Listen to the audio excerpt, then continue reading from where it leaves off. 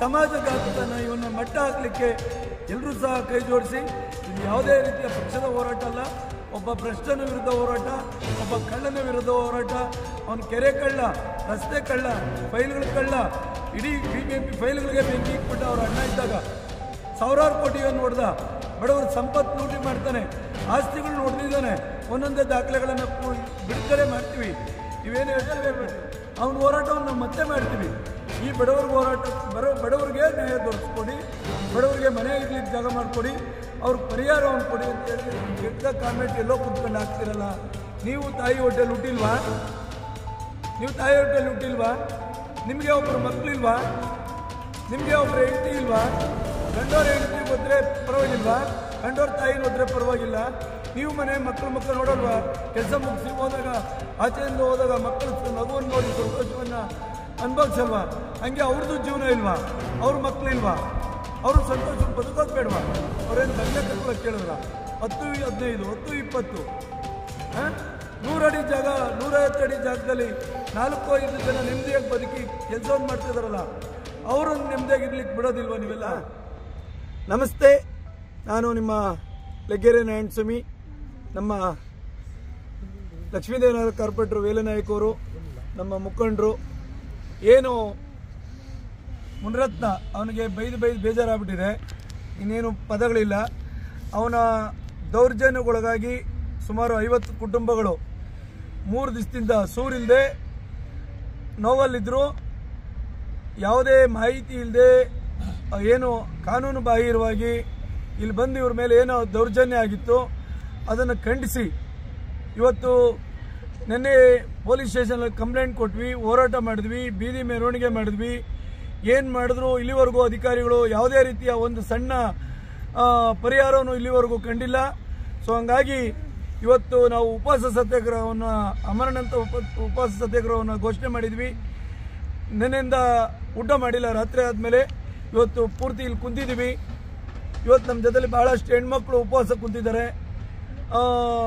ಇಲ್ಲಿವರೆಗೂ BBMPಯ ಕಾಟಾಚಾರಕ್ಕೆ JC ಬಂದು ಹೋಗಿದ್ದು ಬಿಟ್ಟರೆ ಯಾವುದೇ ಅಧಿಕಾರಿಗಳು ಬಂದಿಲ್ಲ. ಇಲ್ಲಿಗೆ DC ಅವ್ರು ಬರಬೇಕು, ಹಾಗೆ BBMP ಕಮಿಷನರ್ ಬರಬೇಕು, ನಮ್ಮ ಉಸ್ತುವಾರಿ ಉಪಮುಖ್ಯಮಂತ್ರಿಗಳಾದಂಥ DK ಶಿವಕುಮಾರ್ ಸಾಹೇಬರು ಬರಬೇಕು. ನೆನ್ನೆಂತೂ ಅವ್ರು ಇರಲಿಲ್ಲ. ಇವತ್ತು ಅವರು ಬೆಂಗಳೂರು ತಲುಪಿರ್ಬೋದು ಅಂದ್ಕೊಳ್ತೀನಿ. ಮಾಧ್ಯಮ ಸ್ನೇಹಿತರು ದಯಮಾಡಿ ಅವ್ರು 3 ಸಹ ಇದನ್ನು ತಲುಪಿಸಿ. ಈಗಾಗಲೇ 10 ಕಾಲ ಆಗಿರ್ಬೋದು ಅಂದ್ಕೊಳ್ತೀವಿ. ನಾವು ಇಲ್ಲೇ ಹಗಲು ರಾತ್ರಿ ಇಲ್ಲೇ ಉಳಿತೀವಿ, ಇಲ್ಲೇ ಇರ್ತೀವಿ. ಇವರಿಗೆ ನ್ಯಾಯ ಸಿಗೋವರೆಗೂ ನಾವಿಲ್ಲಿ ಕದಲೋದಿಲ್ಲ. ಇವತ್ತು ಭಾಳ ನೊಂದಿದ್ದಾರೆ. ಒಂದು ತಾಯಿನ ಕಾಲಿಂದ ಒದೆಯಂಥ ಮಟ್ಟಕ್ಕೆ ಒಬ್ಬ ಶಾಸಕ ಹೋಗ್ತಾನೆ ಅಂತಂದರೆ, ಮಗುನ ಎತ್ಕೊಂಡು ಹೋದ್ರೂ ಆ ಮಗು ಮುಂದೆನೇ ತಾಯಿನ ಒದೆಯುವಂಥದ್ದು, ಅವ್ರನ್ನ ಜಾತಿ ಎತ್ತಿ ನಿಂದೆ ಮಾಡೋಂಥದ್ದು. ಇಂಥ ಲೋಫರು ವ್ಯಕ್ತಿಗಳು ಶಾಸಕರಾದರೆ ಸಮಾಜಕ್ಕೆ ಏನು? ಮುಂದೆ ಸಮಾಜ ಉಳಿಯುತ್ತಾ? ಪ್ರಜಾಪ್ರಭುತ್ವ ಉಳಿಯುತ್ತಾ? ಎಲ್ಲಿ ಹೋಗಿ ನಿಲ್ಲುತ್ತೆ? ದಯಮಾಡಿ ಅವನನ್ನು ಬಂಧಿಸಬೇಕು. ಇಲ್ಲಿವರೆಗೂ ಬಂಧನ ಆಗಿಲ್ಲ, ಬಂಧಿಸಬೇಕು. ಇಲ್ಲಿ ಇವತ್ತು ಭಾಳಷ್ಟು ದೌರ್ಜನ್ಯವನ್ನು ಮಾಡಿದಂಥ, ಅವನ ಜೊತೆಲಿ ಬಂದಂಥ 16 ಜನ ಗುಂಡಗಳಿದ್ದಾರೆ, ಅವ್ರನ್ನೂ ಬಂಧಿಸಬೇಕು. ಕೂಡಲೇ ಇವ್ರಿಗೆಲ್ರಿಗೂ ಪರಿಹಾರ ಸಿಗಬೇಕು. ಇವ್ರಿಗೆಲ್ಲ ಇಲ್ಲಿ ಮತ್ತೆ ಮನೆ ಕಟ್ಕೊಳ್ಳಿಕ್ಕೆ ಅವಕಾಶ ಮಾಡಿಕೊಡ್ಬೇಕು. ಹಾಗಾಗಿ ಮಾಧ್ಯಮ ಸ್ನೇಹಿತರು ದಯಮಾಡಿ, ಏನು ಘೋಷಣೆ ಮಾಡಿ ಹಾಗೆ ಇದ್ರು ಅಂತಲ್ಲ, ಇವತ್ತು ಭಾಳಷ್ಟು ಜನ ಮಾಧ್ಯಮದವ್ರು ಬಂದು ಸಹಾಯ ಮಾಡಿದಿರಿ, ಪತ್ರಕರ್ತರು ಬಂದಿದ್ದೀರಿ, ಪ್ರಿಂಟ್ ಮೀಡಿಯಾದವ್ರು ಬಂದಿದ್ದೀರಿ, ಎಲ್ಲರೂ ಸಹ ಪ್ರಚಾರವನ್ನು ಮಾಡಿದಿರಿ. ನಾಳೆ ಸ್ಥಳಕ್ಕೆ ಬಂದು ಇವ್ರ ಪರಿಹಾರವನ್ನು ಸಹಾಯವನ್ನು ಮಾಡಲಿ. ಯಾಕೆಂದರೆ ಎಲ್ಲ ಕೂಲಿಗೆ ಹೋಗೋಂಥ ಜನ, ಅವ್ರು ರಾತ್ರಿ ಮನೆಗೆ ಬಂದರೆ ಮಕ್ಕಳು ಶಾಲೆಗೆ ಹೋಗಿಲ್ಲ, ಅವು ಬಟ್ಟೆ ಇಲ್ಲ, ಬುಕ್ಸ್ ಇಲ್ಲ, ಎಲ್ಲವನ್ನು JCPಲಿ ಹೊಡೆದಾಕಿದ್ದಾರೆ. ಅವ್ರಿಗೆ ಪಾತ್ರೆ ಇನ್ನೊಂದು ಇಲ್ಲ ಅಡುಗೆ ಮಾಡ್ಕೊಳ್ಳಿಕ್ಕೆ. ಅವ್ರು ಎಲ್ಲಿ ಹೋಗಬೇಕು? ಅವ್ರ ಮನುಷ್ಯರಲ್ವಾ? ಅವ್ರು ಬದುಕಲಿಕ್ಕೆ ಹಕ್ಕಿಲ್ವಾ? ದಯಮಾಡಿ ಇದ್ರ ಜೊತೆಗೆ ಭಾಳಷ್ಟು ಜನ BJP ಪಕ್ಷದ ಭಾಳಷ್ಟು ಜನ ಕಾಮೆಂಟ್ಸ್ ಹಾಕಿರೋದು ನೋಡಿದ್ದೀವಿ.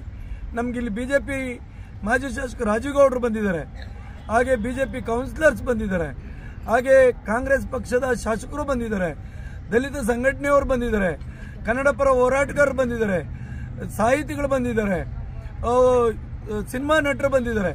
ಎಲ್ಲರೂ ಸಹ ಬಂದವರಿಗೆ ಈ ನೋವನ್ನು ನೋಡಿ ಕಣ್ಣೀರು ಹಾಕಿ ಅವ್ರಿಗೆ ಬೆಂಬಲ ಕೊಟ್ಟು ಹೋಗಿದ್ದಾರೆ. ಅಂಥದ್ರಲ್ಲಿ ನೀವು ಕೆಟ್ಟದ ಕಾಮೆಂಟ್ ಎಲ್ಲೋ ಕುತ್ಕೊಂಡು ಹಾಕ್ತಿರಲ್ಲ. ನೀವು ತಾಯಿ ಹೋಟೆಲ್ ಹುಟ್ಟಿಲ್ವಾ? ನೀವು ತಾಯಿ ಹೋಟೆಲ್ ಹುಟ್ಟಿಲ್ವಾ? ನಿಮಗೆ ಒಬ್ಬರು ಮಕ್ಕಳಿಲ್ವಾ? ನಿಮಗೆ ಒಬ್ಬರು ಹೆಂಡತಿ ಇಲ್ವಾ? ಕಂಡೋರ ಹೆಂಡತಿಗೆ ಹೋದ್ರೆ ಪರವಾಗಿಲ್ವಾ?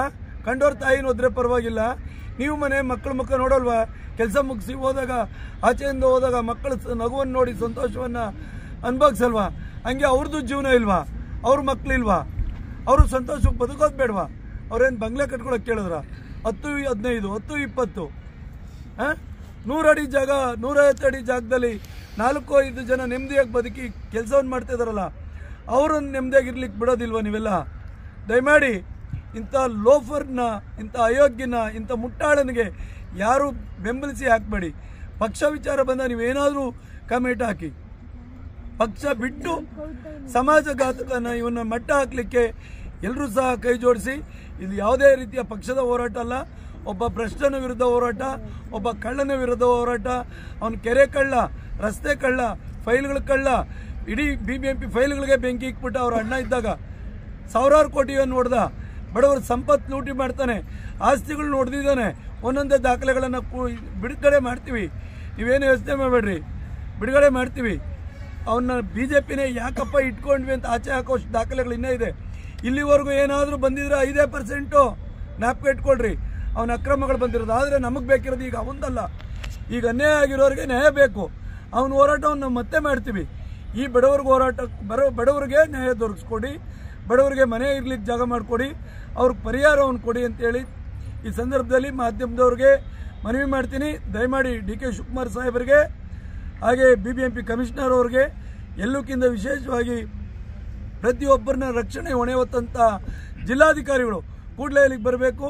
ಇವ್ರು ಯಾರಾದರೂ ಬರೆದ ತಡವಾಗಿ ಯಾರಾದರೂ ಜೀವ ಹಾನಿ ಆದರೆ, ಮಳೆ ಬಂದು ಏನಾದರೂ ವ್ಯತ್ಯಾಸ ಆದರೆ, ಇಲ್ಲಿ ಪಾವುಗಳು ತುಂಬ ಇದೆ. ಏನಾದರೂ ಹಾವು ಗೀವು ಕಚ್ಚಿ ಯಾರಿಗಾದರೂ ಸಾವು ನೋವಾದರೆ ನೀವುಗಳು ಹೊಣೆ ಹಾಕ್ತೀರಿ. ಅದಕ್ಕೆ ಮುಂದೆ ದೊಡ್ಡ ಬೆಲೆ ತರಬೇಕಾಗ್ತದೆ. ಅದ್ರ ಬದಲು ಕೂಡಲೇ ಇವ್ರ ಸಮಸ್ಯೆಗೆ ಪರಿಹಾರವನ್ನು ಮಾಡಿಕೊಡ್ಬೇಕು ಅಂತೇಳಿ ಕೇಳ್ಕೊಳ್ತೀನಿ.